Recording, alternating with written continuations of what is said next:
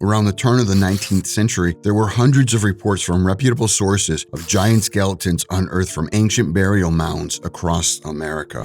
Some may scoff at the idea of giants who predated our human size sharing the earth, which seems sensational. However, human giants are not entirely a product of legend in our history.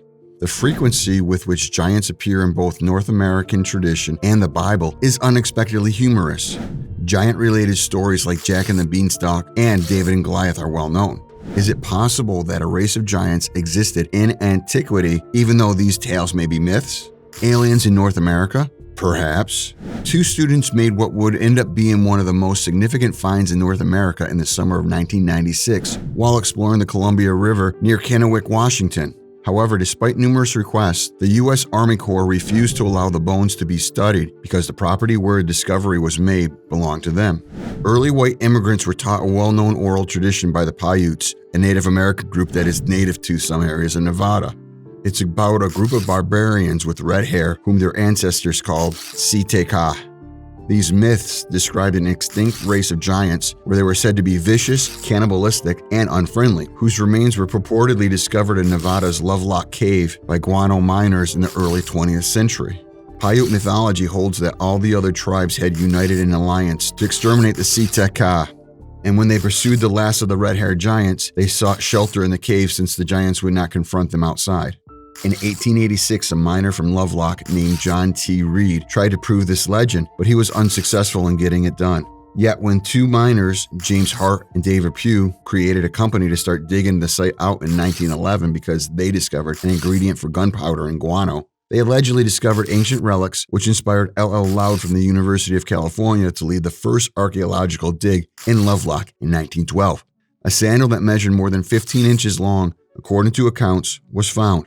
According to another tale, two giants with red hair had their mummified corpses discovered. One was a woman who stood at 6.5 feet, while the other was a man who stood almost 8 feet. However, there is no currently such proof. Some claim that they are being kept secret from the public on purpose. Many of the newspaper stories, however, have survived the recount of legends of giants who once roamed North America. Also, in January 1841, a report of the finding of bones and a skull in Jackson County, Mississippi, on the eastern shore of the Pascagoula Bay was published. Additionally, the remains of an ancient fortification that was reportedly constructed hundreds of years ago were found. It had reportedly been constructed with seashells, and within these ruins, many human skeletons of gigantic proportions were found.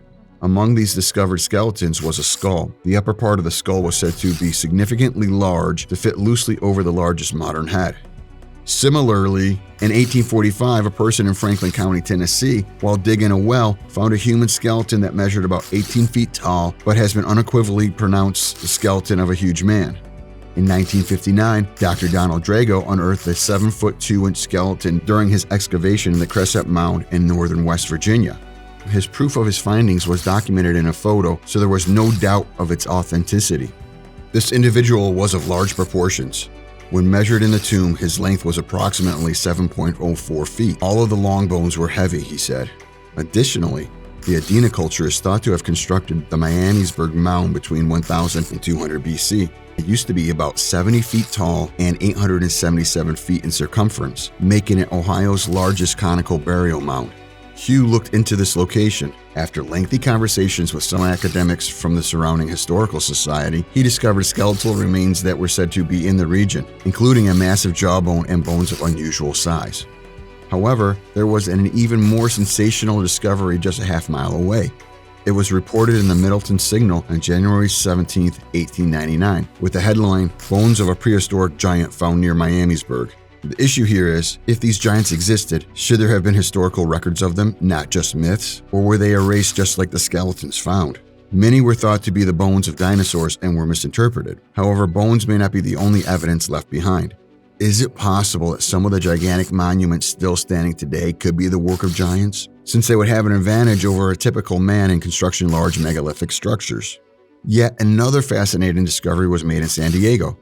The first reports appeared in 1895, and it was said to be measured at around 9 feet high, with its origin probably from a California Indian. However, when the skeleton was measured, it turned out to be 8 feet 4 inches after being carefully examined by Professor Thomas Wilson from the Department of Prehistoric Anthropology at the Smithsonian Institution and other scientists. When the skeleton was put on display 13 years later, the Smithsonian disregarded it and claimed it was made of gelatin. A special mention goes to Thomas Wilson and W.J. McGee, who were eager to send the bones to the Smithsonian offices. They even paid more than $500, which is equivalent to $14,285 in today's dollars.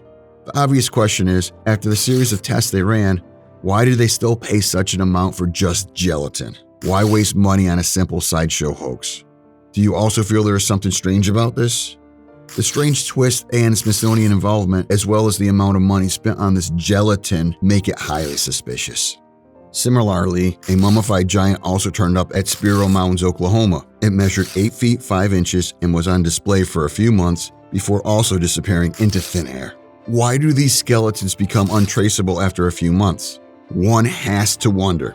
In the 1980s, Professor Frederick Ward Putnam excavated some of the mounds next to the Serpent Mound in Ohio and found only 6-foot-tall skeletons. More recently, however, a report showing one at 7 feet in height was rediscovered by researcher Jeffrey Wilson. Who knows? It might have been one of those excavated by Putnam. In a book published by Ross titled A Tradition of the Giants, as the postcard states, the legs of the skeleton are noticeably cut off at the knee. Therefore, if the shins and feet were still attached, would it have been 8 feet tall or higher, or is 7 feet only an assumption of its height? The skeleton of a giant man measuring around 12 feet tall was discovered in 1833 by troops building a pit for a powder magazine at Lompoc Ranch in California after cutting through a layer of cemented gravel. According to legend, the grave was reputedly encircled by large stone axes, 2 spears, sculpted shells, and thin sheets of purple mineral with quartz that covered the skeleton. The soldiers then consulted a local tribe of Indians who, after going into a trance, exclaimed that the skeletons were displaced Indians from the Ohio Valley area. When the natives began to attach religious significance to the skeleton, authorities ordered the skeleton and all the artifacts to be secretly reburied. In Native American tribal history, there are also many tales of giants, and if the unearthed skeletons are anything to judge by, then one would understand that most of these tales are overly exaggerated.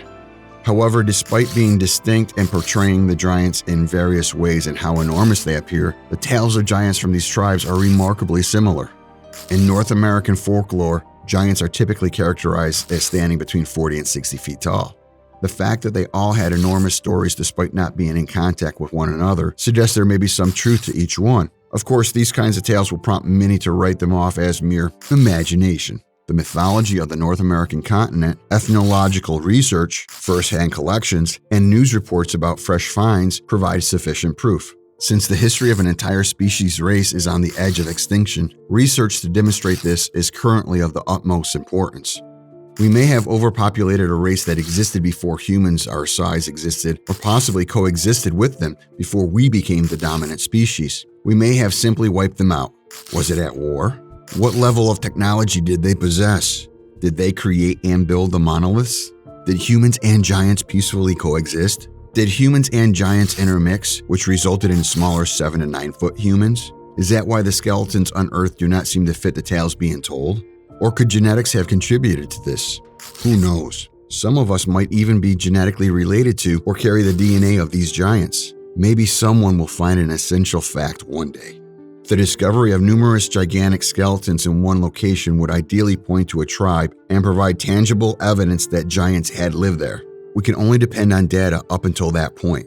What do you think about this? Please share your answers in the comments below.